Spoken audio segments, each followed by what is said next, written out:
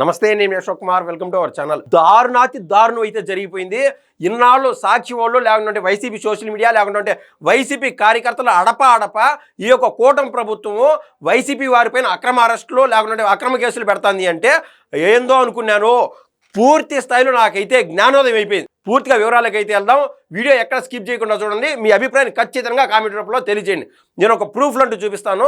ఈ కూటమి ప్రభుత్వం అక్రమ కేసులు ఎందుకు పెడతాంది అనేది, నిజమా అక్రమా సక్రమా అనేది ఒక్కసారి మీ అభిప్రాయాన్ని అయితే కామెంట్ రూపంలో తెలియజేయండి. ఈ వీడియో చూడండి. ఫస్ట్ ఈ వీడియో చూశారు కదా. ఈ వీడియోలో కనిపిస్తున్నటువంటి వృద్ధుడి పేరు వెంకటేశ్వర శర్మ. ఈయన ఆశామాషి వ్యక్తి కాదు, జగన్మోహన్ రెడ్డి గారికి అత్యంత ప్రీతిపాత్రుడు. అందులో భాగంగా మనం ఇన్నాళ్ళు మాట్లాడుతున్నటువంటి పొన్నవాలు సుధాకర్ రెడ్డి గారికి ముఖ్య అనుచరుడు, వైసీపీ లీగల్ సెల్లో అత్యంత ముఖ్యమైన సభ్యుడు అనమాట. పాపం ఈ వ్యక్తి ఏదో ఎక్సర్సైజ్ చేసుకుందామని చెప్పి అట్టా ఇట్టా చిందులేస్తా ఉంటే ఈయన పైన అక్రమ కేసులు పెడతారా అంటే తలపైన కొంచెం డబ్బులు పెట్టుకున్నాడు. ఈలోపు ఇంకొక వీడియో చూపిస్తాను, ఒక్కసారి చూడండి. ఈ వీడియో చూసారా, పాపం మహిళలకి ఈయన డబ్బులు ఇస్తున్నాడు అనమాట. ఒక మాటలో చెప్పాలంటే మహిళల తలలపైన డబ్బులు ఇసిరేస్తున్నాడు. ఎంత అది అసభ్యకరమా లేదా, లేకుంటే జగన్మోహన్ రెడ్డి గారి యాసలోనూ వాళ్ళ భాషలోనూ, లేదంటే వైసీపీ కార్యకర్తల భాషలో చెప్పాలంటే పాపం ఆ మహిళలకి ఈయన చేదోడు వాదోడుగా నిలుస్తున్నాడా లేదనేది మీరు దయచేసి కామెంట్ రూపంలో తెలియజేయండి. ఇప్పుడు ఒక ఫోటో చూపిస్తాను, ఇది చూడండి. ఈ మనిషి పాపం ఈ వెంకటేశ్వర శర్మ అలుపు వచ్చి పాపం పడుకున్నప్పుడు బెడ్షీట్ లేక పాపం ఆయన ఒంటి పైన 500 నోట్ల రూపాయల కట్టలో పెట్టుకున్నాడు. ఎక్కువ చదువుతానని చెప్పి పాపం తలపైన కూడా పెట్టుకున్నాడు పడుకునేటప్పుడు. పాపం ఇంత పేద వ్యక్తికి ఆయన సరదాగా నిద్రపోతా ఉంటే ఆయన పైన అక్రమ కేసులు ఎందుకు పెడుతున్నారు అనేది పాయింట్. సరే, అసలు కేసు ఎందుకు పెట్టారు? ఈ మాదిరి డబ్బులు పెట్టుకోవడమో, ఆడాడ మహిళలతో తిరగడమో, లేకుంటే ఈయన ఇంటికి ఆడవాళ్ళని పిలుచుకొని, లేదంటే విదేశాలకు పోయి ఆడవాళ్ళ దగ్గర అది ఇది చేసినటువంటి సంఘటనలన్నీ నేను చూపించాను. అందుకు కేసు రిజిస్టర్ కాలేదు.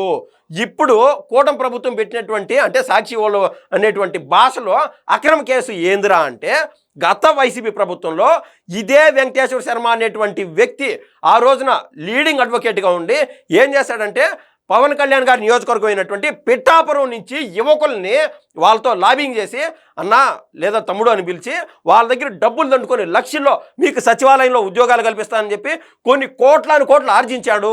ఆ రోజు నుంచి ఏమైనా సరే మా అన్న ఉద్యోగం తీసిస్తాడు కదా అంటూ ఉన్నారు.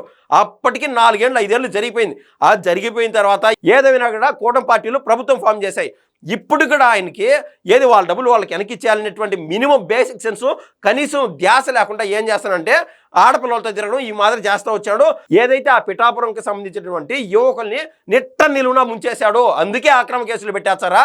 ఇందుకు కూడా పాపం ఈ కూటమి ప్రభుత్వంలో అక్రమ కేసు అనేది పెట్టలా. ఎస్, ఇప్పుడు చెప్తున్నా ఇది అక్రమ కేసు కాదురా నాయన, సక్రమమైన కేసు. కనీసం ఆ మాత్రం కూడా ఆయన పైన కూడా కేసు పెట్టకుండా ఉంటే ప్రజలు ఈ కూటమి ప్రభుత్వం పైన ఈ కోపాద్రిక్తులు అవుతారు. సార్ వాళ్ళంత తప్పులు చేస్తుంటే ఎందుకు సార్ కేసులు పెట్టలేదని చెప్పి వైసీపీ కార్యకర్తలే కూటమి పార్టీ వాళ్ళు ప్రశ్నించేటువంటి అవకాశం ఉన్నది. అంతెందుకు టీడీపీ వాళ్ళు, జనసేన యొక్క కార్యకర్తలు అడుగుతున్నారు, ఎందుకు సార్ ఇట్లా వాళ్ళని రోడ్లపైన వెళ్తున్నారు, కనీసం కేసులు పెట్టలేదు కదా అని చెప్పి. ఏది ఏమైనా కూడా ఒక మహిళ ఇచ్చినటువంటి ఫిర్యాదుతో ఈరోజు వెంకటేశ్వర శర్మ పైన విజయవాడలో కేసు రిజిస్టర్ అవ్వడం జరిగింది. ఆ కేసు ఏంద్రాన్ని పూర్వాపరంలోకి పరిశీలించి చూస్తే ఆయన పైన రిజిస్టర్ అయినటువంటి కేసు 71 సబ్సెక్షన్ 1 సబ్సెక్షన్ I కింద ఏం చేశాడంటే, గతంలో వైసీపీ ప్రభుత్వంలో ఉన్నప్పుడు ఒక మహిళకి డైవర్స్ కావాలని ఆయన దగ్గరికి వచ్చింది. ఆయన పెద్ద ఆయన కదా, ముసలి ఆయన కదా, ఏది ఏమైనా కూడా న్యాయం చేస్తాడు. ఈ యొక్క చట్టంలో మెలుకులు అన్నీ తెలుసు, క్లియర్ కట్గా క్లీన్గా ముందుకెళ్ళొచ్చు, డైవర్స్ అయితే తీసుకుందని చెప్పి ఆయన కాడికి పోతే ఆయన ఏం చేశాడంటే, సరేలేమా నేను డైవర్స్ అయితే తీసిస్తాను అని చెప్పి ఆ మహిళతో ఈయన అసభ్యంగా ప్రవర్తించాడు. ఇందుకు ఈ సాక్షి వాళ్ళు రాసేది ఏంటంటే, ఈరోజు కేసు రిజిస్టర్ అయింది కదా, దీనికి కూడా అక్రమ అరెస్టు అని ఏడ రాస్తారు నాయన, మీకు దండం. ఏంటంటే వైసీపీ కార్యకర్తలు అంతో ఇంతో ఒక 10% మంది మంచోళ్ళు ఉన్నారు, వాళ్ళ నిట్ట నీళ్ళున ముంచొద్దు. ఏది ఏమైనా కూడా వాళ్ళ విజ్ఞతకి వాళ్ళ విచక్షణకు వదిలేండి. వాళ్ళ మైండ్ని డైవర్ట్ చేయడము ఆ విధంగా చేసి వాళ్ళకే మీ పైన విరక్తి కలిగే విధంగా నిజమైన విపక్షం కానీ నిజమైన ప్రతిపక్షం కానీ అంతో ఇంత బాగుండాలి అనేటువంటి వాళ్ళకి కూడా మైండ్ సెట్ ఉండి ఇప్పుడు ఈ వ్యవహారం మొత్తం చూసాం కదా. ఒక్కసారి చెప్పండి, ఇటువంటి లీడింగ్ పొజిషన్లో ఉండేటువంటి వ్యక్తులు వీళ్ళ పైన ఇది అక్రమ కేసు అంటారా, సక్రమమైన కేసు అంటారా? కేసు పెట్టడం న్యాయమే కదా అనేది నేను కన్ఫామ్గా చెప్తాను.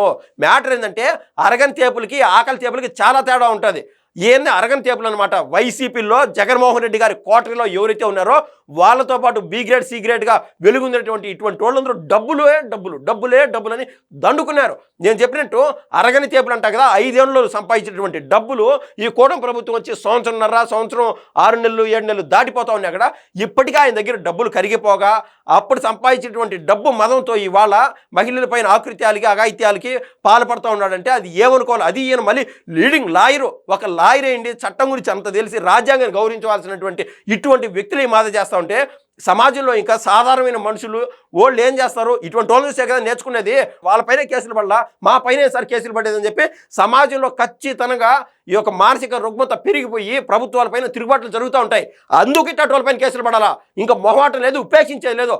ఏ సాక్షి వాళ్ళు వైసీపీ సోషల్ మీడియాలో ఎవరు ఎన్నైనా రాసుకోండి, అక్రమ కేసులు ఏదైనా రాసుకోండి సార్. ఇటువంటి వాళ్ళు పెద్ద చేపలు ఉన్నారు కదా, ఇటువంటి వాళ్ళే బూచి వైసీపీ కార్యకర్తలు కూడా క్లియర్ కట్గా అర్థమైపోయింది. వైసీపీ గత 5 ఏళ్ల హయాంలో పాపం అట్టడుగున ఉన్నటువంటి కార్యకర్తలు జగన్మోహన్ రెడ్డి బాగు కోసం, ఆయన వెలుగు కోసం, ఆయన సీఎం అయ్యేదాని కోసం అన్నేళ్లు కష్టపడితే వాళ్ళు కాదు బాగుపడింది.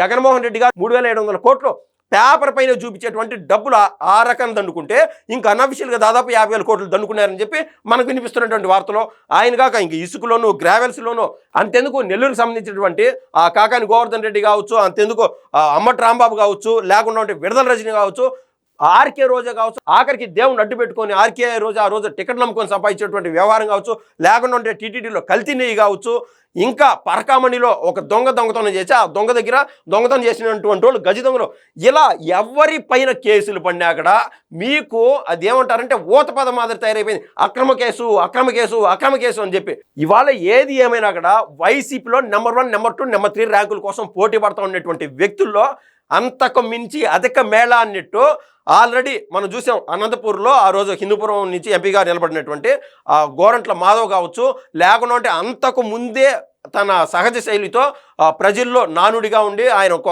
గొప్ప పేరు సంపాదించుకున్నటువంటి అమ్మటి రాంబాబు కావచ్చు, ఇప్పుడు తాజాగా మన వెంకటేశ్వర శర్మ, మొత్తం జగన్మోహన్ రెడ్డి గారికి పూర్తి స్థాయిలో అనున్యాయులు, భక్తులు. ఇటువంటి వాళ్ళపైన మీ పూర్తి అభిప్రాయాన్ని కామెంట్ రూపంలో తెలియజేస్తారని నేనైతే కోరుతున్నా. ధన్యవాదాలు.